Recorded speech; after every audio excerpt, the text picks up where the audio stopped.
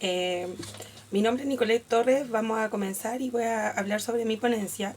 Mi ponencia trataba sobre la posesión y sus conceptos e inscripciones de cómo se realiza en nuestro país, pero yo voy a explicar sobre la posesión.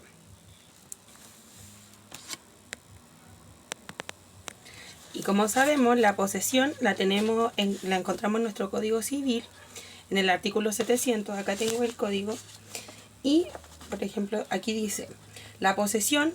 ¿Qué es la posesión? La posesión es la tenencia de una cosa determinada con ánimo de señor o dueño, sea que el dueño o el que se da por tal tenga la cosa por sí mismo o por otra persona que la tenga en el lugar y a nombre de él. El poseedor es reputado dueño mientras otra persona no justifica hacerlo. Eso es lo que nos habla nuestro Código Civil. Ahora, cuando hablamos sobre los elementos de la posesión, por regla general existen dos elementos. ¿Y cuáles son? Que es el animus y el corpus. Y voy a explicarlo también. El corpus es el elemento material del objeto de la cosa, mientras que el animus es el elemento subjetivo, o sea, es decir, la conciencia de tener el ánimo de señor y dueño de la cosa. Por ende, igual también tenemos un tercer elemento, que eso es llamado la cosa determinada. Pero la cosa determinada se refiere al mismo corpus.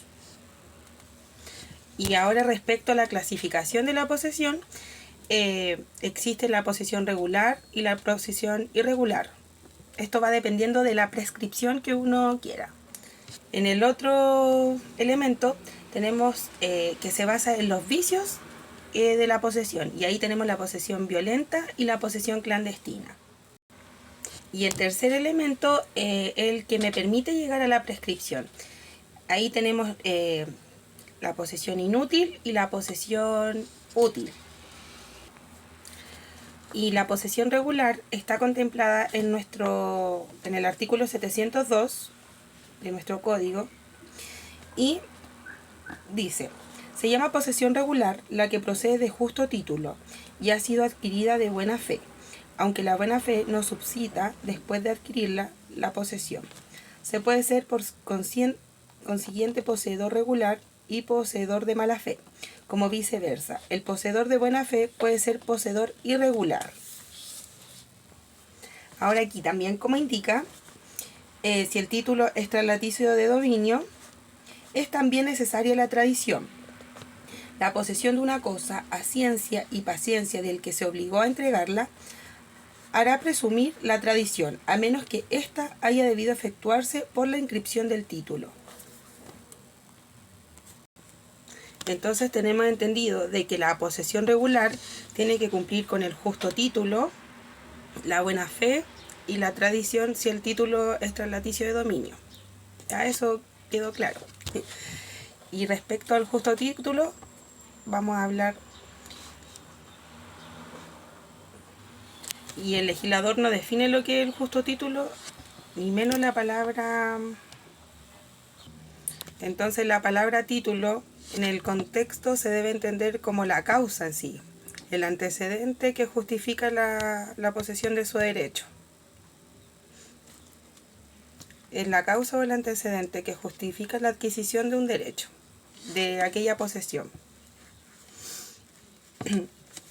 Y aquí en el artículo 703 hace la distinción, que se distingue a través de título constitutivo o traslaticio de dominio.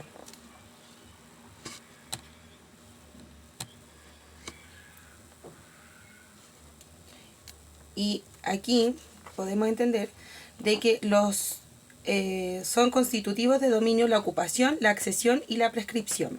Son traslaticios de dominio los que por su naturaleza sirven para transferirlo, como la venta, la permuta, la donación entre vivos. Pertenecen a esta clase las sentencias de adjudicación en juicios de divorcio y de los actos legales y de participación. Y como sabemos, la prescripción es el resultado final de la posesión. En cambio, con el título traslaticio de dominio, por su naturaleza, son los que sirven para transferirse. Sea en el caso de la permuta, la compraventa, la donación entre vivos, como había mencionado anteriormente. ¿Y qué definimos como justo título? Como aquel que por su naturaleza o por su carácter verdadero o válido son aptos en abstractos para transferir el dominio. Y cuando me refiero en abstracto, significa a las circunstancias que son especiales. Un ejemplo podría ser la compraventa, porque ahí se considera el justo título en abstracto para transferir el dominio.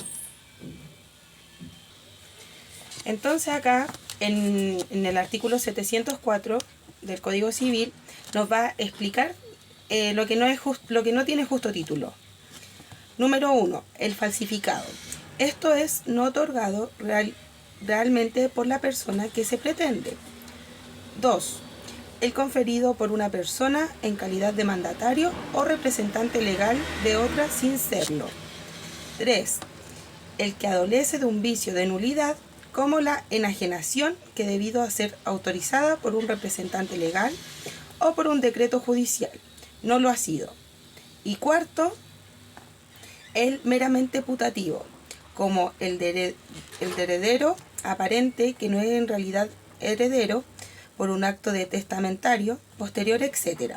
Sin embargo, al heredero putativo, a quien por decreto judicial o resolución administrativa se haya otorgado la posesión efectiva, servirá de justo título el decreto o de resolución como al legatario putativo el correspondiente acto testamentario que haya sido legalmente ejecutado.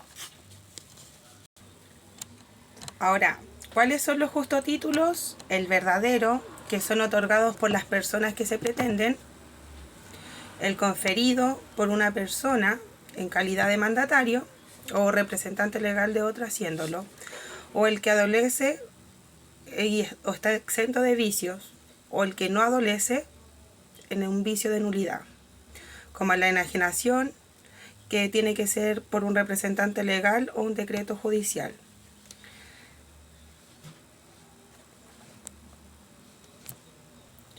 O el verdadero, que en este caso sería el legítimo, es decir, el verdadero heredero. O el verdadero legatario que no ha sido revocado por un acto testamentario anterior. Esos serían los 4 justos títulos. Ahora vamos a hablar de la buena fe inicial. Eso está en el artículo 706 de nuestro código. La buena fe es la conciencia de haberse adquirido el dominio de la cosa por medios legítimos, exento de fraude y de todo otro vicio. Así, en los títulos de traslaticio de dominio, la buena fe se supone la persuasión de haberse recibido la cosa de quien tenía la facultad de enajenarla y de no haberla habido fraude ni de otro vicio en el acto o contrato. Eso es lo que nos indica nuestro artículo 706. Ahora, ¿cómo probamos nosotros la buena fe? En el artículo 707 indica que la buena fe se presume excepto en los casos en que la ley establece la presunción contraria. O sea, ¿qué quiere decir con esto? De que la mala fe se debe probar, no se presume, más que nada. Ahora, respecto al error de hecho, el legislador indica de que es un error, no se opone a la buena fe. Pero ahora, respecto a la presunción de derecho, se refiere a lo de la mala fe. Ahora voy a hablar sobre la tradición. Tenemos que tener claro de que la tradición es una tradición de justo, o sea, de traslaticio de dominio. ¿Y qué quiere decir con esto? De que la tradición es la que pone a la cosa en las manos del poseedor. Entonces hay que tenerlo claro que cuando hay un título traslaticio de dominio hay que distinguir si son bienes muebles o bienes inmuebles. ya que si son bienes muebles se rige por el artículo 684 del Código Civil. Entonces, como mencionaba, que si eran de bienes muebles se rige por el artículo 684, y si son bienes inmuebles se rige por el artículo 686 del Código Civil. Ahora, ¿cuáles son las ventajas que tiene el poseedor regular? Goza de la presunción del dominio consagrado. Consagrado en el artículo, en el inciso segundo del Código Civil. Segundo, el poseedor regular goza de la acción publiciana, que eso es una acción reivindicatoria. O sea, ¿qué quiere decir? Que esta no se aplica para los poseedores irregulares. Y eso, ¿dónde lo encontramos? En el artículo 894, que tiene la posibilidad de accionar la acción publiciana. Ahora, la posesión regular se puede adquirirse el dominio por prescripción, se adquiere por posesión adquisitiva ordinaria, que son de 2 años para bienes muebles y de 5 años para bienes inmuebles. Entonces tenemos que tener claro de que esas son las ventajas que tiene el poseedor regular. Ahora vamos a tratar la posesión irregular. La posesión irregular es aquella que carece de algunos requisitos, en la que están señaladas aquí en el 702, en el artículo 702. O falta el justo título, o falta la tradición inicial, o la buena fe. Ahora, ¿cuáles son las ventajas que tiene el poseedor irregular? Ahora, el poseedor irregular puede adquirir el dominio a través de la cosa por la prescripción. La prescripción adquisitiva extraordinaria, que ¿cuál es el plazo? El plazo son 10 años. Y lo contrario es que no goza sobre la acción publiciana, como es lo contrario al poseedor regular. Pero sí goza de las acciones personales. Y eso se encuentra en el artículo 916 del Código Civil. Entonces esas son las ventajas que tiene el poseedor irregular. Y ahora voy a explicar sobre la posesión violenta y clandestina. Entonces, ¿cuál es la posesión violenta?